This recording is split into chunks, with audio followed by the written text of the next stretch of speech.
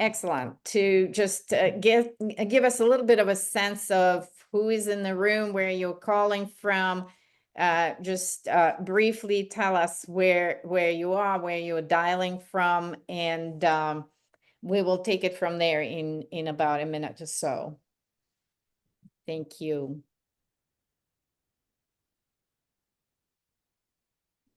Okay. All right. Renee, why don't we get started? Welcome everyone. I'm Anna Tavis, Department Chair of Human Capital Management Programs at NYU School of Professional Studies. And I am delighted to have all of you in the room with us to hear Dr. Tessa West, a colleague from NYU psychology professor, and the author of best-selling books of major relevance to anyone in the workplace. Today, if you ever wondered why the micromanager, the bulldozer, the credit stealer keep getting away with their behavior, Dr. West will show us how to fight back with data. So this is what we're here for. A couple of notes, and we're going to start the conversation. If you have questions for us to answer, please go to Q&A button in the bar down in the screen on your screens, and put your questions there. We will make sure to get there after after our conversation in the main room. Okay, so don't hesitate. Put your questions there, and we'll take it away right now. So just a couple more notes. We are really, really lucky to have Dr. West with us again. This is the encore presentation. The first conversation we had was overwhelmingly the best talk we had last year. And so by popular demand, we are back, and we actually are going back to the first book Tessa West wrote. Again, New York Times bestseller, Jerks at Work, that decoded 7 most common offenders in the office. And what's more important is that she's going to show us and give us a roadmap of how to fight back and how to make decisions when we find ourselves in those tough office cultures. So Tessa, please take it away. Let us know a little bit about what motivates you to be studying these topics, and how you came to write those 2 very, very important books. Yes, so thank you for having me. I love doing these with you because you ask the most insightful questions and trying to get to the heart of the problems. Yeah, so by way of background, I'm a social psychology professor and I study uncomfortable social interactions. So that means anything from how to talk to your doctor about a diagnosis and you don't understand the language they're using, or negotiate with someone when you're feeling really nervous and anxious about it, giving upward feedback, working with a team when you don't know anyone who's around. These are new people you've never worked with, to managing low-level conflict at work. And I really started studying these things because I study stress and I study physiology. So I study what we call under the skin responses. And what we are finding in our work is that people, they look like they were running marathons when you measure what's going on in their body. But when you look at what's going on in their faces, they're smiling, they're often tense, they often look uncomfortable. And the words coming out of their mouths were super friendly.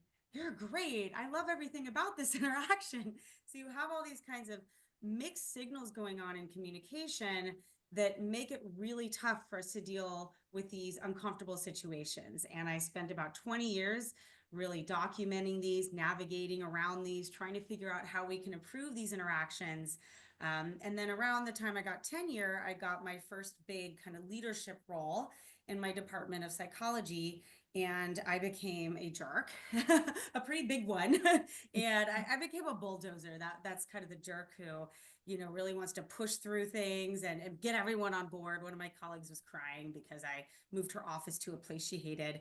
And I really just kind of realized that a lot of these behaviors are often kind of the result of low level conflict and a lack of communication between people that builds up over time. There's a lot of kind of inadvertent work jerkery. There's a lot of subtle types of things that can happen that produce these things. And that jerks at work are really, it's more of an interpersonal process than it is a personality problem. I think that, cultures breed this stuff more than individuals are evil. It's not as much of a bad apple problem as people think. And that the solutions to these problems are often relational solutions. They're often dealing with conflict, learning communication. And so I wrote this book kind of thinking about our relationships with people at work. Job therapy kind of flips the script and thinks about your relationship with your career as if it's another partner, kind of taking that kind of same framework, but really dealing with the uncomfortable and getting people to talk about that and admit it and focus on what those main issues are. That is such a hopeful way to approach the topic. First of all, when you were describing how you spent 20 years studying these types, I mean, that's a stressful situation in itself. But then you came up with, you obviously looked at a lot of data, which always helps. And you came up with 7 archetypes. Which one is the worst? Can you line them up for us? Yeah, Give sure. a little bit of an insight as to what we can be looking out for in the workplace? Yeah, so I think it depends on how you define bad. I Yes. will start with the one that is most disruptive to your career advancement and is the most difficult to handle. And I think that's the kiss up, kick downer. I think most of us, if you work in a place where, not everyone's going to make it to the top, not everyone is going to make partner or become the manager, you will encounter someone who is very good at impressing the boss, who's very good at their job. So they have a lot of skills, but they also tend to put down or, engage in kind of small acts of, I don't know, destroying confidence or even disrupting performance of people who are at the same level as them, and especially people who are a little bit beneath them.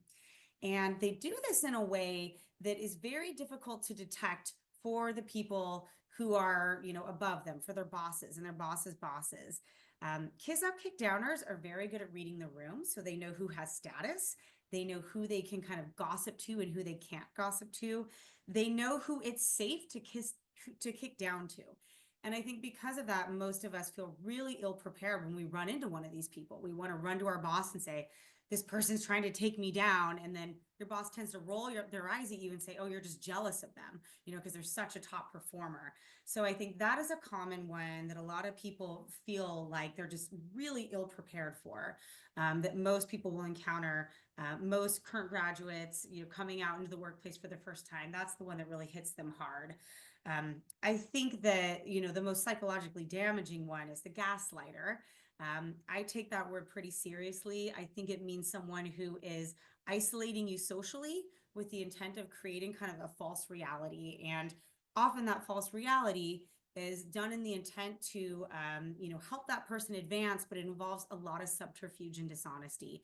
Often you become part of some unethical behavior, even if you don't mean to. And so pulling yourself out of that isn't just about breaking up with that person, building your confidence back. It's learning what to do with being part of something that was unethical. And those individuals have a really hard time with that. Not always, but that is kind of one of the kind of fallout effects that you deal with that. The others they tend to be low level, a lot more common. But my starting point is kiss up, kick downer. My ending point is gaslighter. And I think they're both bad and really terrible, but for kind of different types of reasons. Okay. Okay. I think there's a lot of those insights could be very useful today in the environment we live in. So why do you think it is so hard to detect bad actors early in kind of in your job, onboarding, let's say, what will be helpful to, the newly hired individuals, or when you're going through an interview process, could you detect any of those signs, early signs of what's coming? Yeah, I think this is a really great question. A lot of people come to me and say, "Can I tell if my boss is going to be a micromanager or a kiss up, kick downer?" And I tend to say you're probably not going to be able to read the mind of a person, but what you can do is detect whether a culture is a breeding ground for jerks. And so, what I found in my work is that often certain workplaces are structurally really built to support jerks of different kinds. Kiss up, kick downers tend to have a winner takes all structure that really supports Machiavellianism. And so when you're interviewing for jobs and you talk to them about, what it takes to get ahead, you see that sentiment being expressed. If you talk to them about, what is the path through which you can kind of climb up, very often it doesn't involve peer-to-peer performance management, or what does your team think of you. It's all about individual contribution. Those types of little signals are what you want to look for. And so I actually think the detection is in the structure of the company, the structure of the team, and the structure of the feedback of your manager. And also there's a lot of detection that goes into the questions that you're asked during an interview, and the way those questions are asked. And I think, kind of combining my two books, I learned that most of the detection for things like kissing up and kicking down comes from your own ability to ask bosses things like, how would you manage a certain type of situation? Or HR executives, what happens when I'm performing this way and another person tries to take credit for that? What is the system through which you handle that? Or what is the procedure? Using languages like that, what's the process? And if there isn't one, and the answer is things like, we just kind of deal with it on a case by case basis, that kind of loose language is a real red flag to me. And so those are the ways I actually tell people to detect, because managers move, people change, people act differently in different relationships. And the detection is not about the person, it's about the place and about the structure. It's such a good point. It all comes back to this context, culture, environment, because those early signs, if they're detected and the culture is right in making sure preventing this from expanding, and then it is a healthy way of cycling out those types of behaviors. The question that actually already came up is, do you see how the difference, or do you take different strategies between these types of behaviors show up at the boss's level, peer level, and even people who are maybe reporting to you? Because it really is pervasive. It's not necessarily top down. So can you make any specific observations, recommendations around how to deal with these different hierarchical levels? Yeah, I think that's absolutely true. I think if you were to say, how do you deal with a credit stealer who is someone who reports to you versus your boss, the answer is going to be very different. I often say to people that when you're dealing with someone who is above you, your own boss, and they're engaging in some of these behaviors, credit stealing, is kind of a classic one. In fact, I found that most credit stealing is from your boss. It's actually not so often from your colleagues. It's when you do something to help your boss out and then they take credit for it to their boss. We often call that invisible labor. I call it credit stealing. The way you often kind of handle that is actually by forming connections that are up and over. So not just with your boss's boss. So our instinct is to tell on them. I'm going to go all the way to the top and complain. Often the better strategy is to kind of find people who are at the same level of your boss and find out how normative that behavior is first, and find out whether or not people are aware that's even happening. And what individuals will find out is whether or not everyone sort of does this thing where they have their direct reports do work for them. And then when they get in a room with their managers, they take credit for it. That's just the norm of the organization. Credit stealing is baked into the place. That's kind of what I was talking about before about structure. Or they find out that it's actually very unusual. all the other bosses that were in the room when that credit stealing happened really thought that person did the work. And it's very weird for someone to take credit for the work of their direct report. You only find that out if you're networked with other people who are at the same kind of power level as your manager, or if you network with people who have sort of a parallel role as you, but in a different sector and in a different silo, and have a different manager. And so I think your networking strategy and who you go to see how widespread this is, to, whether or not this is something about the company or the person, is really different depending on whether that person's above you or below you. So that's kind of the first step, is who you go to and how common it is, and whether it's widespread really varies depending upon the level. And then of course the interpersonal dynamics, what you can say and how to say it, is very different whether it's upward feedback or downward feedback. But that varies kind of from type to type. But I think the main first step is often figuring out within your network who should you go to figure out those basic things. And it's such an excellent point. The strength is in numbers, right? The more people see your work, the worst thing you could do to yourself is kind of isolate yourself in a silo. So it's between your boss and yourself, or that problematic team member who you depend on the outcomes of your work, etc. So the more you create visibility for yourself, relationships, that's your kind of protection system. In that context, Tessa, as you were talking about it, I was thinking about remote work. What are the downsides, or maybe the upsides? But it seems like the more we are removed from that ability to build networks and people for you to be seen by your colleagues, by other, bosses from other departments, etc., the more vulnerable you are to be subjected to this type of workplace abuse. Yeah, I am not a poster child for work from home. I think it's a problem for a lot of reasons. I mean, I understand that a lot of individual contributors want to do it. They don't see the benefit of coming in. There's a lot of reasons why you working in person is important for you. One, that work you're doing that's invisible becomes visible. But I also think we learn a lot about social networks and power and status and what it takes to climb up, not by interacting one-on-one with people, but by watching other people interact with each other. And I think that is really lost when you're having only structured conversations on Zoom.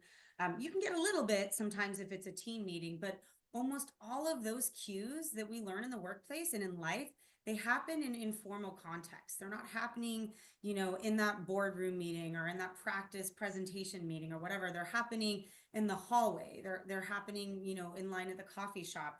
And those little pieces of information really add up to contribute to our global understanding of sort of how this place works. And that information we need to know who to go to and when. I also think there's something this kind of funny thing that happens with asynchronous communication in Slack and email. It's complete breeding ground for miscommunication. I just read a paper on when you write okay, people think, okay, that's nice. Okay means okay. But if you write KK, they think you're being short and irritated with them. And so little things like that are enough to disrupt communication. And when we're not using all the cues of interpersonal communication, we're just typing, we're assuming people understand what we mean. We're assuming that our tone of voice is coming across. It just adds another layer of difficulty for trying to understand one another. So there's a lot of issues I have with this. And then, yes, you are siloed off. You often don't know if you're the only victim or there's others. You are just only experiencing your own reality, and you're not seeing, the reality of other people. And that can be, it feels like just a real isolating experience to not know if you're the only one. I think that's probably the hardest part of being on the receiving end of a jerk at work, is knowing, is it just me? Is there something wrong with me, or is it them, or is it this place? You will not know the answer to that question if it's just you and a screen with that person. Yeah, I'm totally with you. I've always been a big advocate for flexibility when needed, but I've seen myself the downsides, especially in our environment in education and the office, when so much collaboration needed across different silos. In that context, I was wondering, your book came out in 2022, and 20 years of research preceded it. How do you see, or do you see new types of, jerks at work emerging out of first the remote work experience, now hybrid? We're looking at what agents are going to be doing. That will be down the road, my question to you. But do you see how some of that behavior is evolving, and what should we be looking out for if, we're working in those types of flexible environments? Yeah, I love this question. I think, I tend to think that there's only so many ways you can skin a cat when it comes to basic psychological processes. The basic drivers of these things are probably the same. So if we're jealous of someone, if we're Machiavellian, that word's been around forever. How it manifests is really different. And so, for example, with the rise of AI in the workplace, a lot of people are offloading work to AI. They're having AI write all their emails, do all their communications. And so the freeloading isn't necessarily to other people. It's often to, to chatbot and so on and so forth. And it's very difficult to detect. And that's a different kind of, lazy person or inefficient person at work, than is someone who's asking somebody else to do everything for them. And we don't quite know what to do with that person. Are they a free rider because they're not doing their work themselves, but they're turning in chatbot work that's a little bit off for the team? And it's creating a ton of ambiguity around what to do with that person. And so one of the main complaints I'm getting now from people in industry is we think they used AI, but we feel rude accusing them of it. We have a policy against it in our, in our company, but there's all these little signs. It's another signal of ambiguity. And so I think, that's kind of one of them. Another jerk that's emerging is the overly sanctimonious signally jerk who talks about purpose-driven work and well-being too much and shames people who aren't on that path. I wrote a piece for the Wall Street Journal that we used "Am I the Asshole?" data from Reddit, and the number one asshole behavior is accusing other people of being assholes. And so that is kind of another thing we're seeing is the canceller. The workplace canceller. People are over that. I think the one who's just, too sanctimonious about things. And, I think that kind of came out of the well-being boom and some of that, and our decision to just kind of stop canceling each other for everything. So those are really kind of the two pieces that I'm seeing come up more, but the drivers I think are kind of still there. Yes, I think this is a really good observation. And so let's say we find ourselves in this situation one way or the other. At what point do we make a decision whether the situation could be repaired, to your point, with negotiations, transparency, conversations, therapy sometimes? Or do you see that there are points of no return where you decide, I need to quit? This whole saying around people don't join companies and leave bosses, I think relates to exactly your research on bosses being jerks. Yeah, I think so. There's the steps you can do to kind of improve the relationship, assuming that you've gone through my book and none of that stuff works. And you know that you don't have the backing of the culture. One lesson I tell people, and this is a little cynical, is probably you're not going to change the culture of the place, at least not on your own. So when I hear this language of, but I think I can change everyone here, I think I can make it better, that's lovely, but I don't think that that's kind of your solution. I think if it's baked into the culture and people like it that way, that's a red flag that you probably should, start looking elsewhere for your job.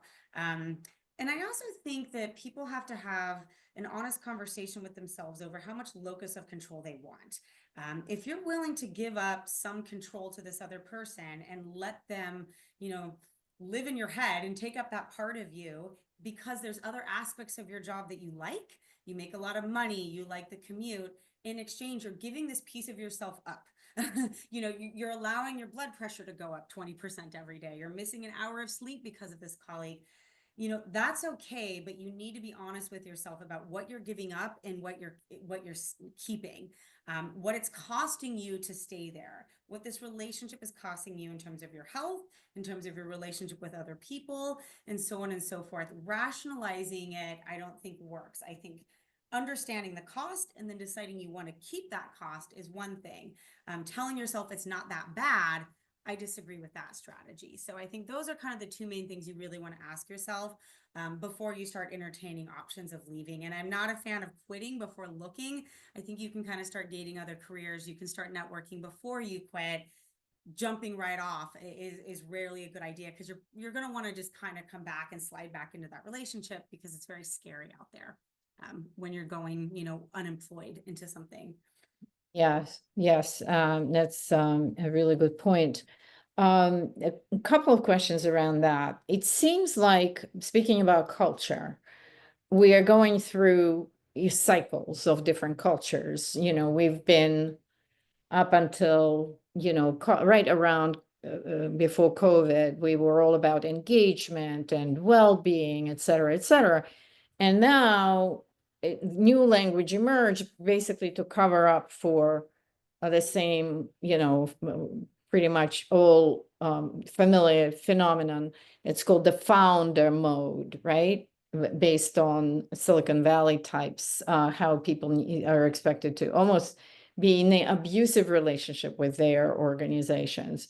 So do you see on a kind of larger macro level these kind of phases when companies and we, and as a society, are going through these different cultural archetypes as well? Yeah, it's really interesting. We're in a top-down control phase right now that is a little bit of a backlash from the employee-driven well-being phase, which is like they're the ones that make the decisions, and then the bosses are coming in and they're like, "Who do you think you are? I'm the one that makes the decisions." It feels like we're in an adolescent-parent relationship constantly. I do, but I actually think at the interpersonal level, things haven't changed that much. I think at the societal level, we see this rhetoric a lot. Every op-ed I read has this kind of baked in, rhetoric. LinkedIn feels this way. But when I actually walk into workplaces and talk to people, their one-on-one relationship dynamics aren't that different. The security they feel in their jobs often is, but because they're not reporting directly to the CEO, they're dealing with the same kinds of issues. The way it manifests is whether they think they're going to keep their job or not. And so obviously, the workplace climate we're in, what's going on in the economy is also going to determine that. And this fear of getting laid off at any time often dominates. And because of that, people are so scared, they don't want to rock the boat too much. And so that fear often kind of pulls them back from doing some of these behaviors, but it can also drive them to do them a little bit more. Right? It can drive you into kiss out, kick down mode, because they'll do anything it takes to, keep that job. So it can kind of turn these things on and off, but the basic dynamics are still there. Yeah, a really good point. Along the same lines, I can see a lot of questions that are coming in are all about boss being abusive. At what point this becomes a harassment? Because, there's sort of a spectrum on which, the behavior could be tolerated. Somebody mentioned that you kind of go into a culture and the boss's understanding of your role is to make him or her look good, and which is kind of explicitly expressed. And then, we are obviously all aware of the situations that are very egregious and illegal. Have you examined that, how maybe starts in a small way and then aggravates to an unbearable and, as I said, a legal situation? So what I tend to find is that there is a very strict rule about what is legal and what is not. And so we feel things up escalating, and we feel as if they're pushing towards the illegal side of things. But HR and general counsel and all those people have a very black and white definition of things. And so they go by the law. And if a law isn't broken, even if it feels terrible, they will not touch it. and the laws can often feel a little bit arbitrary. So I've done, I had to fire someone in my lab once, and we dealt with a discrimination issue. And because the person discriminated against didn't belong to a very specific type of group, they wouldn't touch it. It didn't matter that the behavior was there. It was the group membership of the person, the country they were from. So the laws tend to be incredibly specific about these things, and it behooves you to know what they are kind of going in and not assuming that your case will fall under that. Even if it feels like it ought to be illegal, often it's not. And I've learned this the hard way personally. And so you should know those things, I think. And most of the things are not going to be things that HR will help you with, that will have your back for. Most of the things are going to be close. They're going to be in that gray period, that gray stage, or whatever. And that's where you have to make sure there's actually an army of people that have a plan and support you for that, and you don't wait until it happens to build that army. I've also learned that the hard way, that the army isn't built as soon as there's a crisis, that the army exists already, and they're ready for when a crisis happens. And when you enter a workplace, when you interview, knowing what that lay of the land is so that they're prepared is really, really important, because if that doesn't exist and it's all sort of ad hoc committee formation or whatever, that to me is also sort of a problem. You just mentioned the HR word, right? Where do you see, how do you see the role of HR, and or what should it be in creating the right kind of environment? I mean, we teach our students, we have our behavior classes, we talk about engagement, we measure it, analytics, all of the good things that HR is supposed to be doing. So could you make specific recommendations? Because a lot of people on this call are one way or the other touching HR, are in HR. HR is expected to be able to do everything, and they often have very little power to do anything. And so it's this terrible situation where they have to onboard, they have to interview, but often they don't actually have that much power to influence the people that they're interviewing for, or the people who are complaining about these behaviors. And so I found from company to company, the degree to which people value and respect HR's opinion varies a lot. So knowing what that lay of the land is like, I mean, particularly like in the world of interviewing, where HR holds the interviews, but it's the manager who tells them what to look for. And if they start to see signs that this thing doesn't exist, for example, this conglomerate of skills is not a thing, if they tell the manager, the hiring manager, that, they'll be like, I don't care, just go back and find it, so there's not a mutual respect there. It's also not HR's job to be anyone's therapist or to teach these kind of soft communication skills. That's not usually what they're trained for. And so I don't think HR should be a jack of all trades, and they often are not handed enough power to actually do much about it. And, so I feel for people in that world. I think that you need to know exactly what they can and can't do, what their territory is, and also who gives them soft power and who doesn't. That is a critical piece of information. In academia, no one even knows HR. They don't even know there is an HR. I did a panel last week and I said, raise your hand if you know who, the person who is HR at NYU is. Nobody knew. So, there's also that issue. And I think I deal kind of one-on-one with like what those roles are for every company, but lots of, CHROs come to me and say, I would love for you to come in and talk to my company about this, but no one's going to give me any resources for that and things like that. So that tends to be a real kind of headwind that people in HR are up against. Yes, very, very interesting. We've certainly been in the situations. In fact, our recommendations, my recommendation to my students is even to assess what is the status of HR in organizations. So what you described is kind of the average, but there are some very high performing companies where HR is at the level of CFO, a finance person. I remember Jeannie Rameri from who was the chairperson of or CEO of IBM. She said that in one of the CNBC interviews that her two most important roles in the company for her was her CFO and her CHRO. So you do see high performing companies. Microsoft is one as well, and you can probably name them on one hand, but companies that definitely value people, empower their HR to do the right kind of work. Yep. And that's a good sign to look for when you're looking for a Exactly. job.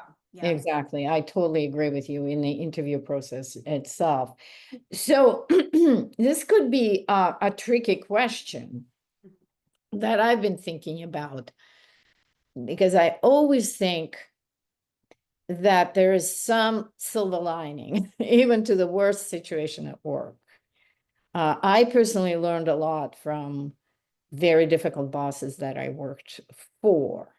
So is this the way that we can find out what our limits are? I mean, it's a tough way to do it, but at the same time, somewhere, myself having been in the business for a long time, I can see a generation coming in, kind of nurtured in this ping pong table culture and engagement and employee opinion surveys, and then all of a sudden thrust into a much, much harsher environment that they just don't have the immunity that longer serving employees might have. So the question to you, at what point do we say, I really need to figure this one out, rather than quit and say bad culture, bad boss, etc.?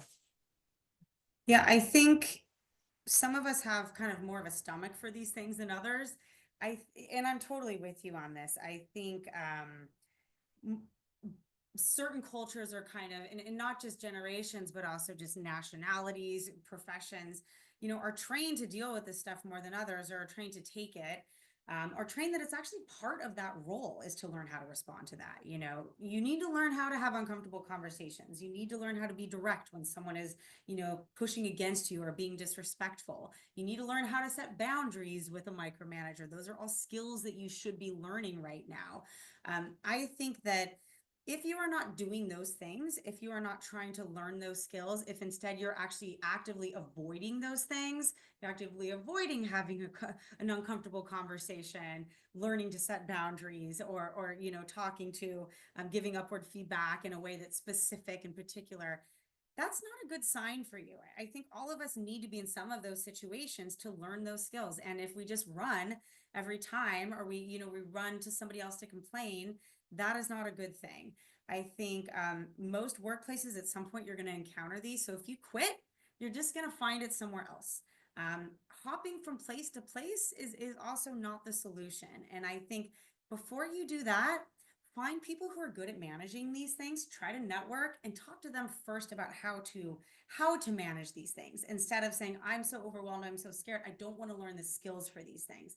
Of course, there's a limit for everyone, but I think we often are so afraid, we're pathologically averse to confrontation, that we run away before we learn how to do the uncomfortable thing. And that's kind of what I'm seeing a lot right now. It's not just I don't want to go to work or whatever. It's I don't want to do the uncomfortable thing. I don't want to have the face-to-face conversation. And so I'm going to leave. And that tends to be the number one thing people are avoiding and actually quitting their jobs over. Yeah, it's such a good point. I feel the same way. And this is where all of these confrontations, when done face to face, that's where you need to practice it. Definitely not online, definitely not just getting the, AI produced email, etc. We know where the problems occur, but they don't offer us the outlet of confronting people, because as we all know very well from social media, that's one of the challenges, that people can say so much more, in a negative way online than they would in your face. And I think we really need to introduce more and more of this training, and specifically what I'm working on with HR.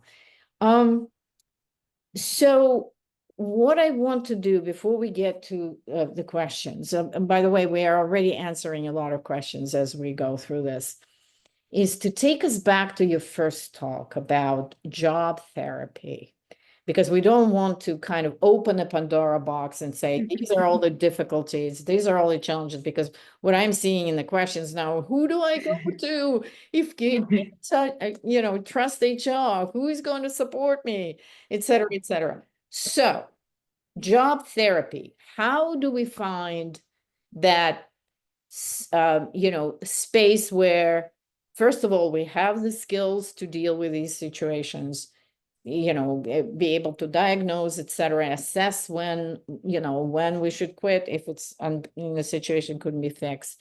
So tell us what the therapy is for this situation. Yeah, so the therapy is to understand what the real source of your unhappiness is. Sometimes you love your career. That is not the problem. It's just the people you're working with right now. And so what I do in that book is I actually kind of make you test yourself to find out if you've fallen out of love with your career or if it's just this job. The first chapter is about an identity crisis. And if you're having that, it's probably not so much about the individuals at work, but it's hard to tell sometimes, right? You might think, I hate being a professor so much. I think I'm going to leave. I think I'm going to be a consultant. But when I start digging, it's not the actual job I hate, it's the people at NYU, for example. It takes a lot of work to figure that out, to kind of sort out the people versus the job.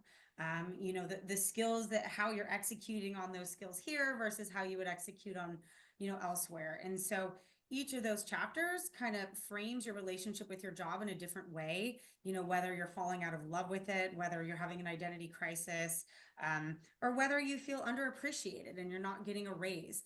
And some of those chapters, especially the ones at the end that are about being an underappreciated star or runner up, the person who's not ever getting, promoted, are the outcomes of not dealing with a kiss up, kick downer or a credit stealer. You land because those things, you didn't deal with those problems, or they weren't dealt with. It's not your fault. You land in this category. And so I think the relationships are, they're definitely there, but you really have to dig into that source of unhappiness before you just assume that you hate the job or you hate the career. And so that's the big challenge of that book is let's dig there first before you kind of hop into something new. You got to do a lot of psychological work before you're ready to leave, and a lot of work to figure out who you should network with and how. And I know people hate that word. I also hate that word networking, but it means something a little bit different in this book. And I try to build it out as like a very systematic and slow process that you can do while you're still working. It's not about quitting and starting over. That's such a good question and answer. If I could put it this way, it's not just about them. When we find ourselves in this situation, it's not just about the jerks. It's also about your own reaction and your immunity and the skill, et cetera, et cetera. So a success in a career is not just what you learn at school, but also what kinds of social skills you learned, how you develop that immunity, how do you negotiate in a situation of conflict. And most importantly, that I hear over and over again is how well you can create your networks for support, for psychological safety, et cetera. It doesn't come from, it's not given to you. You create it from within just as much. Is that correct? Yeah, that's where a lot of the work comes in. And I think most of us don't put that much work into networking outside of our personal relationships, outside of our friendships and who we're dating.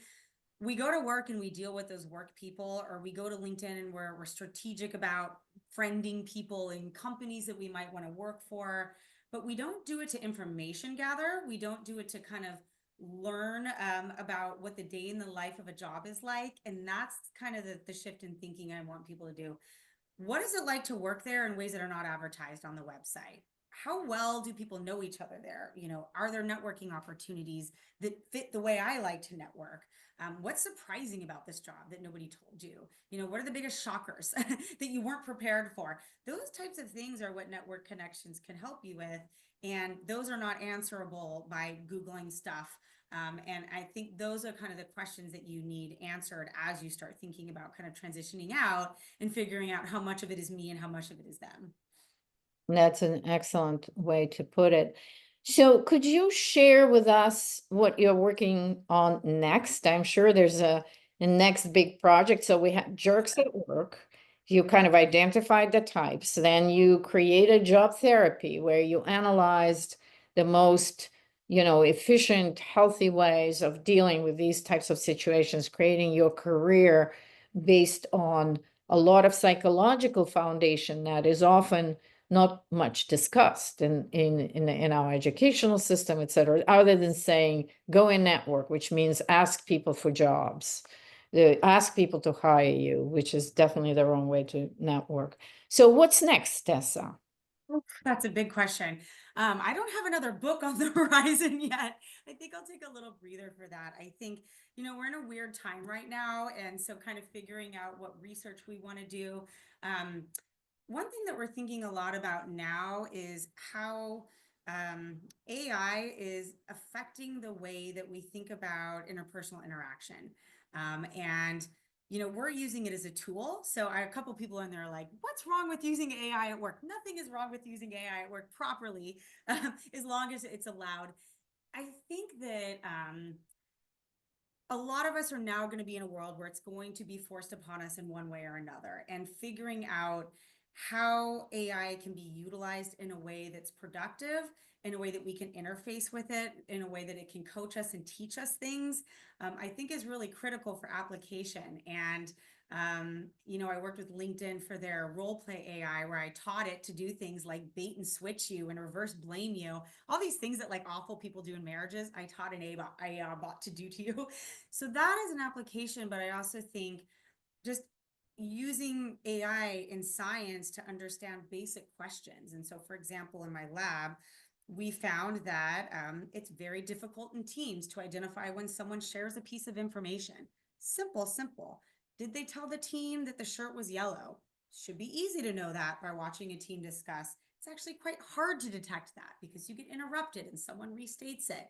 And by using large language models to detect that stuff, we can get a sense of these basic things. So that's allowing us to kind of process large data and answer big questions about communication. And so I kind of want to think about AI in those multiple ways. I want to look at communication in teams when they're early, when they're new, to understand what predicts big outcomes later. I think that we often don't think about decisions and successes of teams in terms of communication. We think of it in terms of like little decisions they're making along the way. So those are the places I really want to go that are a little bit unexplored. And, just trying to think creatively about what we're doing with existing data and understanding, these kind of bigger questions. I've been around for a while. I have a lot of data, and just kind of bringing it all together to answer some big questions that we can with data from people from multiple countries and different types of settings and so forth.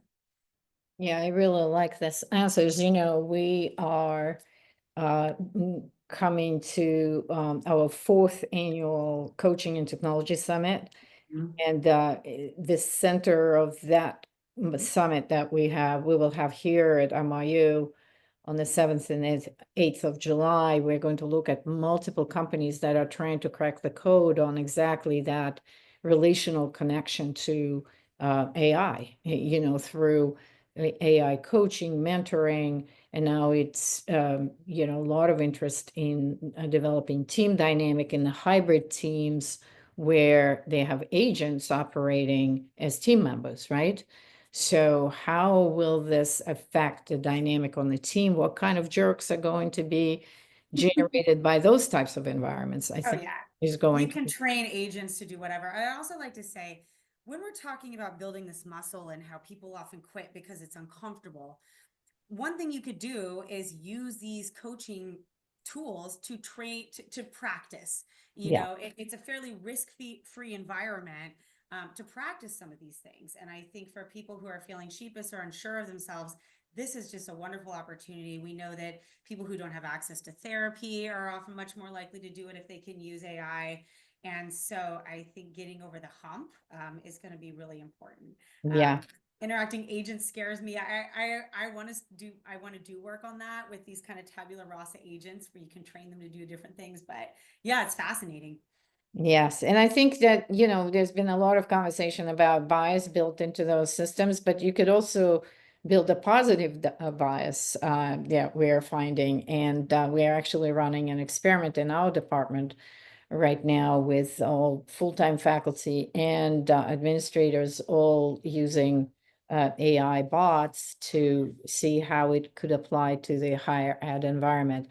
So we're, coming to the end of this session. Amazing conversation, very helpful. just based on what I'm seeing in the questions, they're all very personal, as we expected, because each and every one of us has been in those situations. In fact, some cultures are priding themselves on being so toxic. Let's put Yeah. it that way. So, thank you so much. Do you have any kind of parting advice to all of us, in this stage of, cultural evolution, and what should we be doing to successfully navigate those choppy environments where we Course. work? I would say if you feel like you're dealing with difficult interpersonal situations at work, you are not alone. Um, the internet is full of people flexing about how much they love their job and how they have finally found the love of their life in their career. Don't buy into that. Don't feel like you're the only one. And I also think reach out to people and talk to them about the conflicts they're having, the interpersonal, low level things they're dealing with. I think a lot of us just kind of think about how it's affecting us, and we don't, because we look around and everyone else seems okay, and we don't ask, and we don't kind of poke around and make sure everyone else is okay. And there's a pluralistic ignorance out there that everyone else is fine. I'm the one that's really struggling. And I think we should all just help each other out a little bit more in these very prevalent toxic cultures, and also realize we're all dealing with it. If you're feeling badly at work, you're in good company. If you're feeling insecure, uncertain, like there's not a shared reality, have no idea what the jargon is people are talking about, but feel silly asking, don't know what the norms are, don't know if you violated them, you're in good company. Everyone's feeling this way. We just have to talk about it though, just make it a thing. And that's my parting words. Talk about the stuff, bring it up in the workplace, make it a norm to actually bring these types of things up. Thank you so much. Renee, could we have the next? Yes, by the way, mentioning our Coaching and Technology Summit, we would love to have you join us. Professor Dr. West is going to be with us because we want to get her involved in some of the research we're doing with working with AI coaches. And our next event also is going to be announced soon. We're going to have another, a couple of really interesting pre-conference conversations about exactly this topic. And on this note, I want to thank everyone.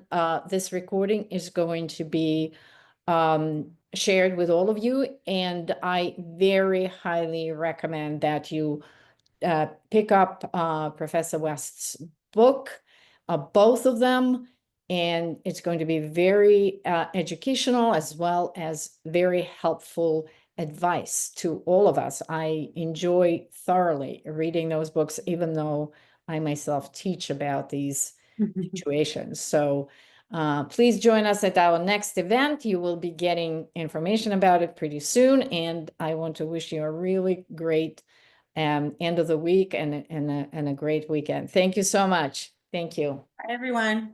Bye-bye.